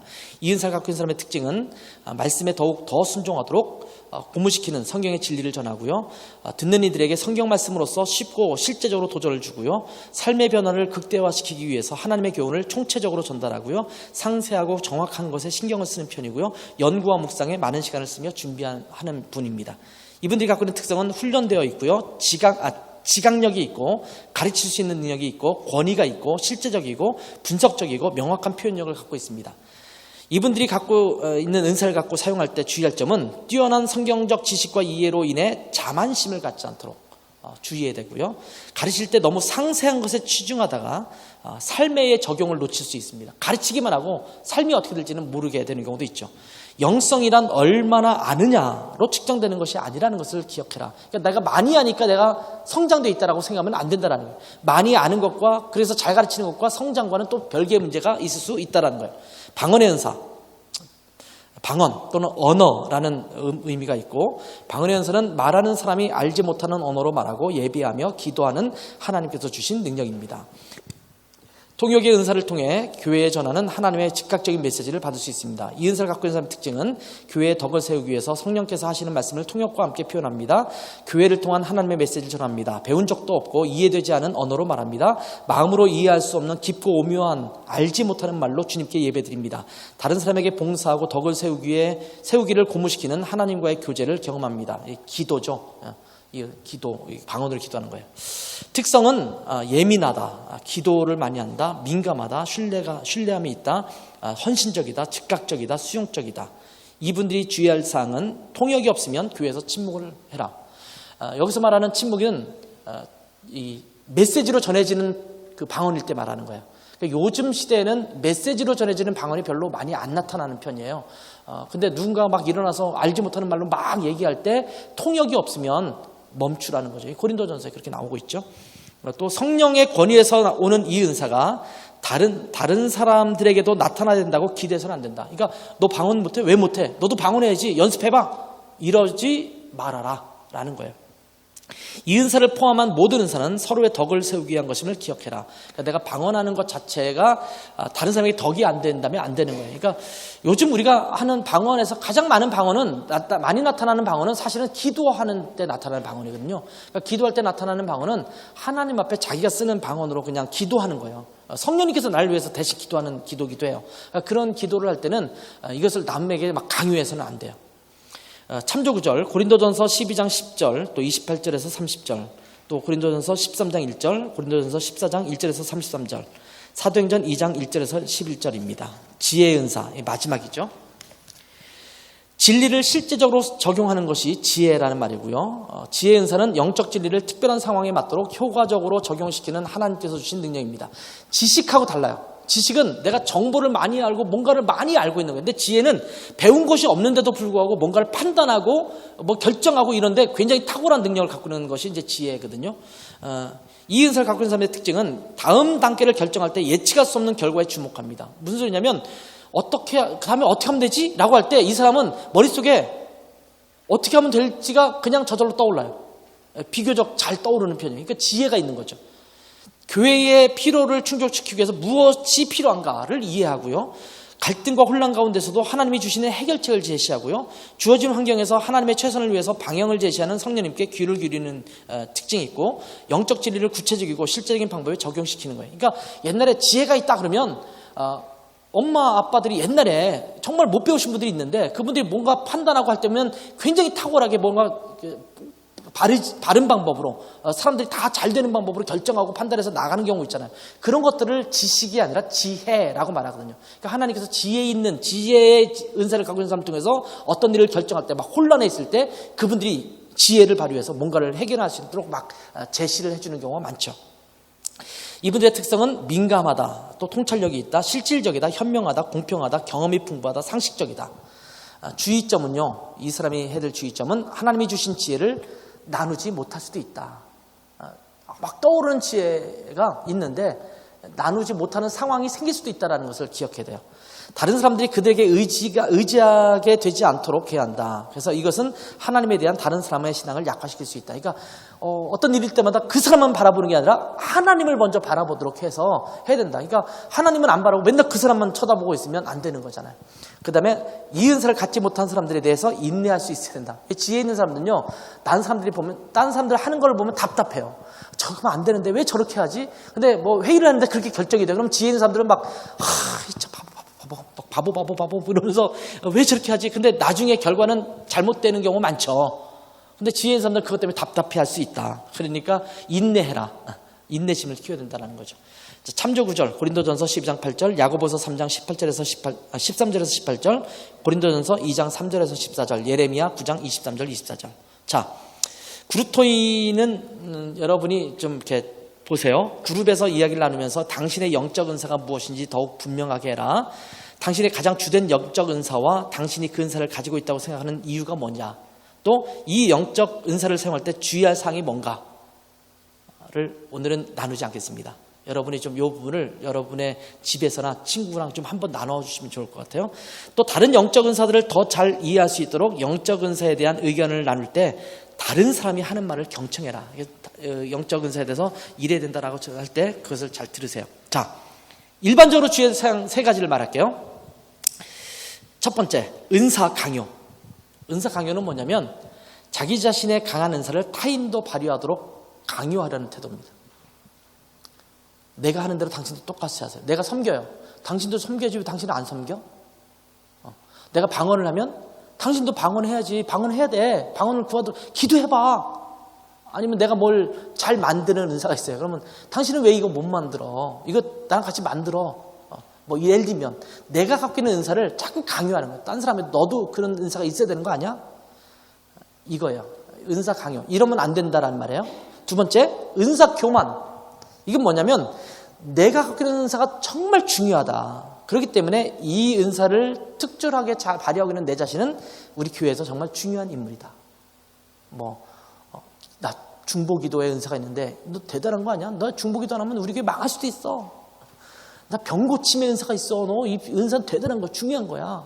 뭐 이렇게 능력의 은사, 뭐 믿음의 은사, 뭐 어떤 본인이 갖고 있는 은사를 굉장히 다른 것보다 좀 이렇게 영적으로 뛰어나고 탁월하다고 보는 거예요. 그래서 예를 들면 섬김의 은사는 별것 아닌 것처럼 느끼고, 뭐 방언을 하면 난 신령하다고 느끼고 이러면서 어떤 영적 자만이나 교만을 갖게 되는 거예요. 조심해야 되는 거예요. 또 하나는 은사 부정의 태도입니다. 나는 은사가 없어 하나도. 또는 내가 갖고 있는 은사는 별거 아닌 것 같아. 뭐 섬기면 뭐 맨날 잡일하는 건데 무슨, 아니면 내가 뭘 기술 또 재능의 은사가 있어서 내가 뭐 만들고 뭐 이런 거 힘 만들지, 육체적으로 힘 만든 거지 뭐 이러면서 자기가 갖고 있는 은사를 별것 아니라고 생각하거나 은사가 없다고 그냥 치부해 부리는 그런 경우도 있죠. 이것이 주의해야 될 거예요. 뭘 주의하라고요? 첫 번째, 은사를 강요해서는 안 된다. 두 번째, 은사로 인해서 교만하면 안 된다. 세 번째, 은사가 없다라고 부정해서나 또 하찮다고 부정해서는 안 된다. 자, 그러면 은사와 열정을 어떻게 연관시킬 수 있는가를 한번 볼까요? 자, 여러분 그 교재를 보면 같은 열정이 있지만 다른 은사를 갖고 있는 사람이 있어요. 여기 최수종과 한혜진과 김지석이 이제 있는데 같은 교회에. 근데 이 사람들이 전부 같은 열정이 있어요. 뭐냐면 어려운 환경에 처한 어린이들에 대한 열정이 있어요. 그런 마음에 늘 가요. 그런 아이들만 보면. 근데 은사가 최수종은 다스림의 은사를 갖고 있고 한혜진은 구제의 은사가 있고 김지석은 가르침의 은사가 있어요. 그러면 여기 나오는 인물들은요 전부 크리스찬 연예인들이 이름입니다. 크리스찬 아닌 사람 안 넣었어요. 그런 사람들은 은사가 없기 때문에. 하여튼 넣었는데 여기에 이제 그러면 다른 여러 가지를 할 수 있다는 거예요. 가능한 봉사 영역은 최수종 같은 경우는 어린이들을 위한 거지만 다스림의 은사, 행정관리잖아요. 그러면 행사를 조직하고 편성하고 훈련을 주관하고 교통편이 필요한 사람들이 연결해서 찾아서 연결해주고 뭐 필요한 사람과 물자를 찾아내고 이런 행정적인 처리를 할 수 있죠. 총무적인 역할. 그런가 하면 한혜진 씨는 돈을 내는 거예요. 헌금하고 가족들을 돌보고 자원봉사자들을 훈련을 위해서 지원해주는 그런 일들을 지원해주는 일을 하죠. 김지석은 가르치는 은사가 있잖아요. 그러니까 직접 가서 뭐 학부모를 가르치거나 아니면 학습을 교실에 들어가서 어떤 그 안에서 가르치는 일들을 행한다든지 그렇게 할 수 있죠. 그러니까 같은 열정이 있지만 다른 은사가 있으면 그 안에서 서로 조화를 이루어서 사용할 수 있어요. 그런가 하면 다른 열정인데 같은 은사가 있어요. 은사는 다 같은데 열정은 다른 데 있어요. 예를 들면 하정우, 신혜라, 김원희 이제 이 세 분이 있는데 이분들은 열정이 같은 열정이 아니에요. 다른 열정이. 죄송합니다. 여기 밑에 지금 잘못 썼어요. 또 다른 열정, 같은 영적 은사입니다. 제가 복사기해서 넣다 보니까 이렇게 돼버렸어요. 자, 은사는 다 가르침의 은사가 있어요. 근데 열정이 서로 달라요. 하정우는 노인에게 관심이 있고 신혜라는 노숙자에게 관심이 있고 김원희는 제자훈련에 관심이 있어요. 그러니까 이분들이 어떻게 할 수 있어요? 그러니까 하정우는 양로원에서 성경을 가르치고요. 신혜라는 노숙자 보호소에서 신앙생활을 지도하거나 거기서 노숙자를 위한 교학교반을 운영하고 김원희는 소그룹 인도를 하고 또 선도자 역할을 하고 개인적으로 진행할 수 있는 1:1 양육 프로그램 이런 것들을 할 수 있다는 거죠. 그러니까 열정이 서로 다르면 그 다른 영역에서 같은 가르침의 일을 또 할 수 있다는 거죠. 자, 영적 은사와 열정과의 연관. 여러분이 한번 내 열정이 무엇인지를 써보고 나의 주된 영적 은사는 뭐며 그리고 내가 열정과 영적 은사로 내가 어떤 부분에서 일하면 되는지를 한번 여러분이 써보시면 좋겠습니다. 넘어갈까요? 자, 5장의 요약은요. 영적 은사 참조 점검표를 사용해서 우리의 영적 은사를 찾아보았습니다. 영적 은사를 사용할 때 세 가지 일반적인 주의점. 은사를 강요하거나 은사를 인해서 교만하거나 은사를 부정해서는 안 된다라는 거죠. 그리고 우리의 주요 열정과 영적 은사를 연결해서 우리가 어디에서 어떻게 사용할 건지를 생각해 봤어요. 이제 마지막 6장은 좀 짧으니까 그냥 좀 더 하고 넘어갈게요. 6장은 사랑. 어떠한 자세로 봉사해야 되는가요? 자, 6장에서는 이런 것들을 나눕니다. 사랑으로 하는 봉사와 사랑 없는 봉사의 결과, 사랑 없는 봉사와 사랑으로 하는 봉사의 차이, 사랑으로 하는 봉사의 원리를 실제 교회 사역에 적용하는 방법, 또 관심을 가지고 집중할 수 있는 봉사를 한 가지 찾아내고 이를 위해서 취해야 될 실질적인 단계를 모색하는 것입니다. 자, 사랑과 봉사. 한번 고린도전서 12장 31절 같이 한번 읽어볼까요? 시작.